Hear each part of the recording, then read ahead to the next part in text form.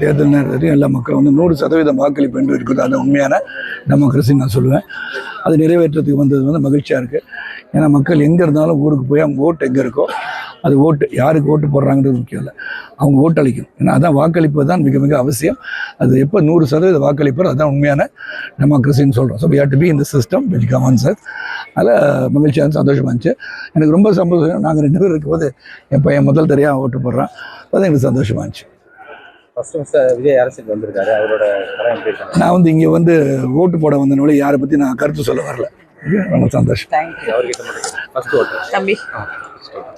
அப்போ சொன்ன மாதிரி ரொம்ப பெருமையாக இருக்குது சிஸ்டம் ஜாயின் பண்ணதுக்கு.